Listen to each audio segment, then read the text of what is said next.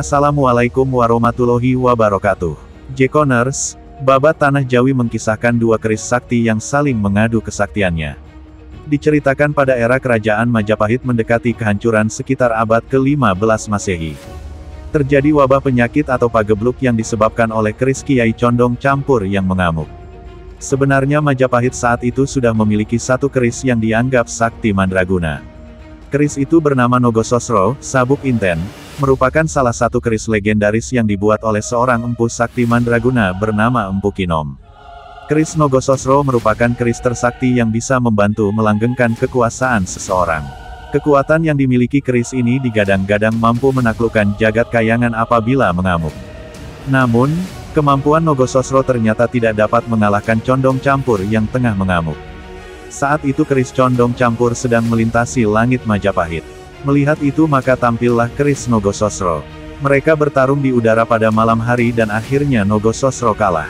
Akhirnya Empu Supo Madrangi mengeluarkan keris Kiai Sengkelat dari sarungnya. Dengan secepat kilat, keris Kiai Sengkelat menerjang Kiai Condong Campur sehingga patah menjadi dua.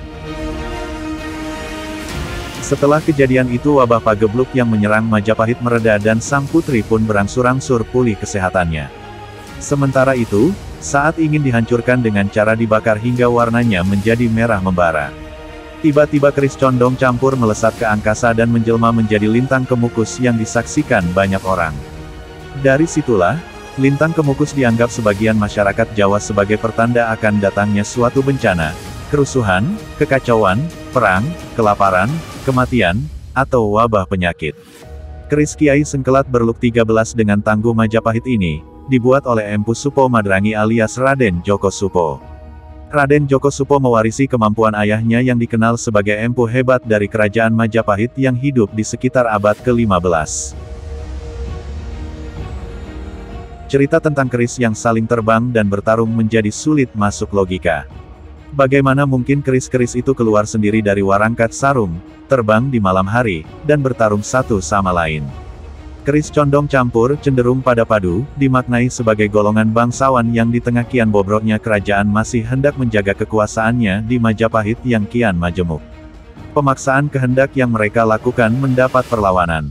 Apalagi saat itu diupayakan adanya persatuan dan pembauran Condong Campur antar golongan. Tetapi yang kemudian terjadi hanyalah pembauran semu di permukaan saja. Padahal sesungguhnya tidak terjadi pembauran dalam kehidupan masyarakat. Kaum saudagar dan golongan kaya baru di kota-kota pelabuhan, dilambangkan oleh Nogososro, Sabuk Inten, bersabuk permata terus mendorong berbagai tata nilai baru yang terbuka.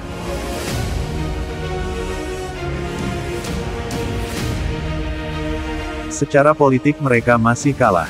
Tidak berhasilnya upaya pembauran ini sesungguhnya disebabkan ketidakinginan para pemilik modal untuk melakukan pembauran tersebut dan khawatir akan terganggunya kepentingan mereka. Desakan golongan ketigalah, yakni rakyat banyak yang jengkel hatinya melihat karut-marut negara, dilambangkan oleh Sengkelat Sengkeling Ati, mengakhiri kerajaan ini. Dukungan rakyat dialihkan pada Trah Brawijaya cabang Raden Patah yang telah memeluk Islam di Demak. Ketika kerajaan Majapahit sudah mencapai masa kejayaannya, memang terjadi banyak sekali perbedaan heterogenitas di negeri itu. Heterogenitas ini menyebabkan terjadinya perpecahan di masyarakat, baik dari aspek agama, budaya, kasta, dan sebagainya. Paling tidak ada dua golongan yang memiliki perbedaan pandangan sangat tajam pada masa itu.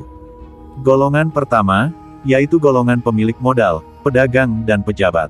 Golongan kedua, yaitu golongan masyarakat bawah yang kecewa dengan kondisi yang mereka alami, seperti keterpurukan nasib, tekanan hidup dan penindasan.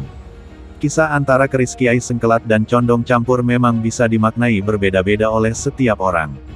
Tapi pada faktanya kerajaan Majapahit yang pernah begitu jaya akhirnya harus runtuh.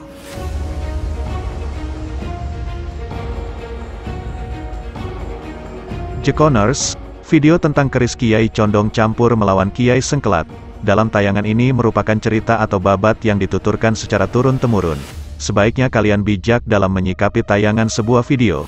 Cerna baik-baik agar tidak sesat di jalan. Jika video tersebut tidak membuat Jekoners nyaman, tinggalkan, cari referensi yang sesuai dengan fakta dan sejarah. Ambil sisi positif dan buang sisi negatif dari tayangan tersebut. Wassalamualaikum warahmatullahi wabarakatuh.